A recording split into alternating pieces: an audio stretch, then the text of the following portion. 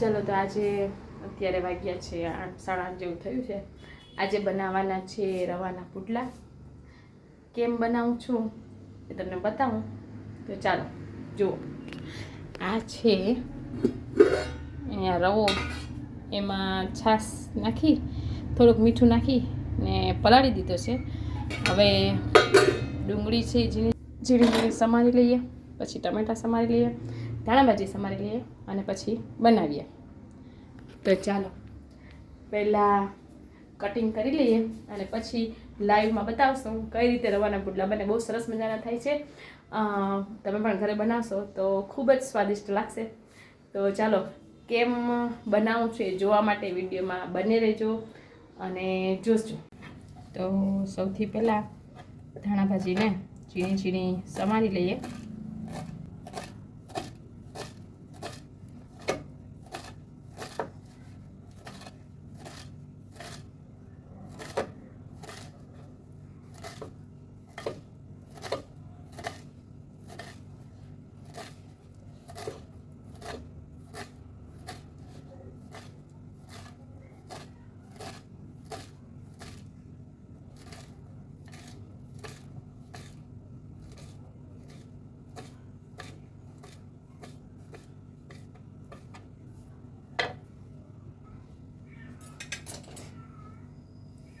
ચાલો તો હવે ડુંગળી સમારી લઈએ. ઝીણી ઝીણી ડુંગળી સમારી લેવાની.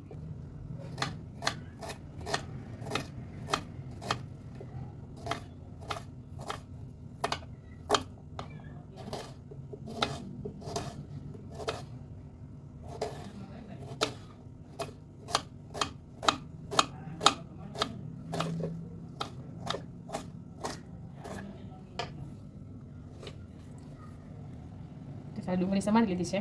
હવે ટમેટા કરી લઈએ. જો ટમેટા છે એવી રીતે ગોળ ગોળ સમારવાના છે, પતલા પતલા.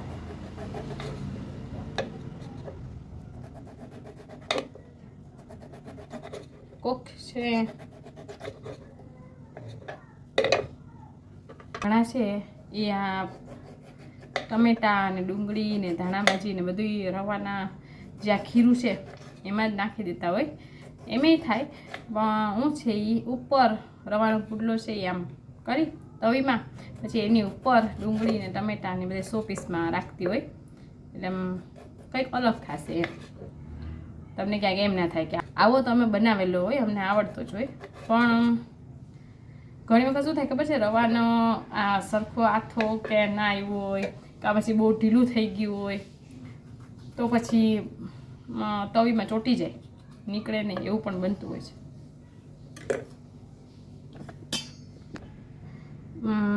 આ છે રવાનો. આમ તો અમે મીત છે જ્યારે નાનો હતો ત્યારે હું એને પિઝા કહેતી કે આ પિઝા છે. એટલે હજી સુધી મીતને પૂછો કે શું બનાવ્યો, તેને રવાના પુડલા યાદ ના રહે પણ એ એમ યાદ રહે કે મમ્મી પિઝા બનાવ્યા છે. એટલે માની જાય. પિઝા શું પહેલાં નાના હતા એટલે ખવડાવતા નહીં, પણ પછી આવી રીતે પિઝાનો મિનિંગ એમ જ છે કે રોટલો હોય એની પર કંઈક સરસ મજાનું બધું પાથરેલું હોય અને મસાલો છાંટેલો હોય. એમ આવી રીતે રવાના પુડલામાં પણ પિઝા જેવો જ શેપ આવે. આમ તો જો તમે જુઓ ને તો પિઝા કરતાં પણ સ્વાદિષ્ટ લાગે. પિઝા છે એ બહારનું થાય, જંક ફૂડ થઈ જાય અને આ એક બાજુ હેલ્ધી ફૂડ થઈ જાય, કેમ કે ટમેટા છે, ડુંગળી આવી જાય, ધાણા ભાજી, રવો આવી જાય. એટલે આ બાળકો માટે સારું. પણ આ શું મને તો ગરમ ગરમ ઉતરતા હોય ને એવા ભાવે. એટલે લંચમાં તો હું પ્રિફર ના કરું કે લંચમાં પણ તમે આ મોકલાવજો, પણ એમ લાગે કે ઘરે ગરમા ગરમ ખાવાની મજા આવે. તો ચાલો હવે ટમેટા થઈ ગયા છે કાપીને રેડી. હવે મૂકીએ તવી અને એમાં શું મસાલો જોશે એ મસાલો પણ રેડી કરી લઈએ. પહેલાં રવાના પુડલામાં નાખવા માટેના જે મસાલા છે તૈયાર થઈ ગયા છે. મરચું, મીઠું ને ગરમ મસાલો. તો ચાલો હવે શરૂ કરીએ. પહેલાં તવી તપાવવા માટે મૂકી દીધી છે. નોનસ્ટિક તવી નથી, સાદી જ પતલી તવી લીધી છે. તો ચાલો તવી થઈ ગઈ છે. હવે ગેસ છે ધીમો કરી અને પહેલાં નાખશું તેલ.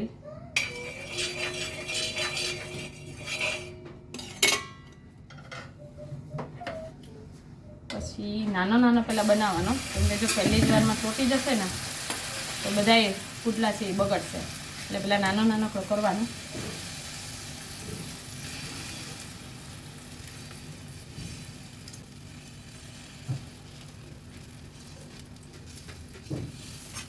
ચાલો તો ગોળ થઈ ગયા છે. હવે નાખશું એમાં પહેલાં ટમેટા,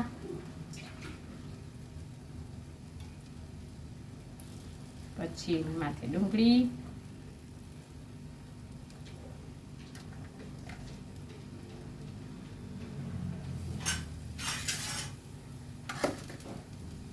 હવે મરચું,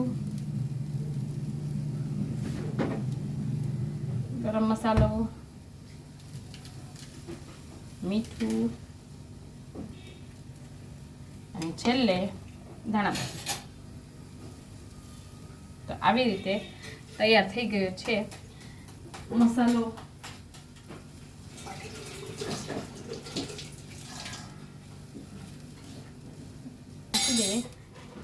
એટલે સરસ મજાનો ઉથલી જાય અને ઉપર નાખી દઈએ. ચાલો તો હવે ઉથલાવીએ, ઉથલી જાય તો સારું. પેલા ધીમો તાપ રાખીને કર્યો છે એટલે બરે નહીં.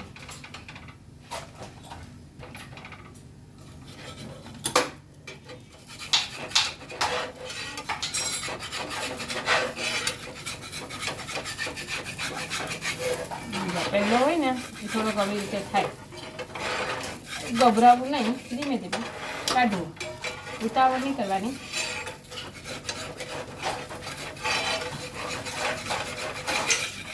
ચાલો રેડી.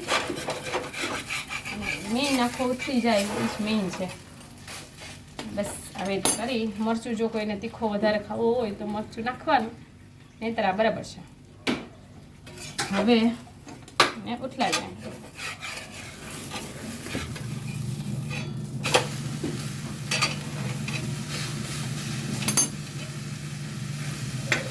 તો ચાલો થોડીક વાર પછી જોઈએ.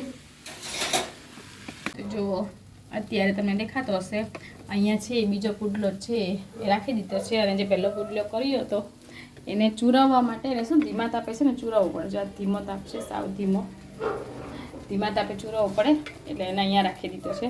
એટલે 2 તવીમાં પુડલા ચાલુ છે. સુપરમેન કરે છે, સુપર વુમન.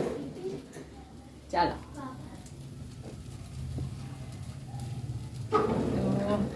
આ પહેલો પુડલો જે આપણે કરેલો હતો એ હવે જોઈ લઈએ થઈ ગયો છે કે નહીં બરાબર. તો આ પુડલો તૈયાર.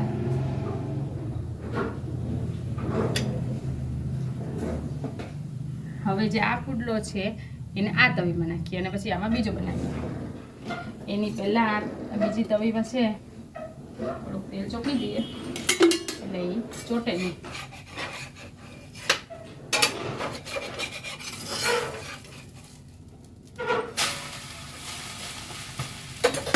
ચાલો રેડી.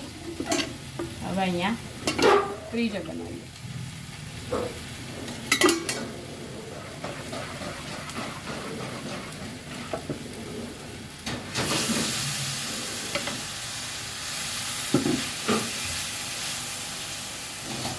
પહેલો છે એક વખત તવીમાં સરસ ઉતરી જાય એટલે પછી બીજા છે ને એ પરફેક્ટ બનવા જ માંડે. પણ જો પહેલી વખતમાં કદાચ તમારો પુડલો ચોટી જાય તવીમાં અને ના ઉખડે તો એક વખત પુડલો ના ઉથલે તો તવીમાંથી પેલા એકવાર ઉખાડવો તો જોશે જ. એટલે એકવાર ઉખાડી લેવો, પછી પાછી તવી છે ને ધોઈ નાખવી. એનું જે ચોટેલું હોય એ કાઢી નાખો તો બીજી વખત પુડલો કરો તેમાં ચોટે નહીં. બરાબર. ચાલો તો બસ આવી રીતે પુડલા બનાવી પછી ખાધા. તમે પણ તમારા ઘરે બનાવીને ટ્રાય કરજો. જો સારા બને તો કોમેન્ટમાં લખજો. તો ચાલો મળશું નવી રેસીપી સાથે અને નવા વિડીયો સાથે. Bye bye.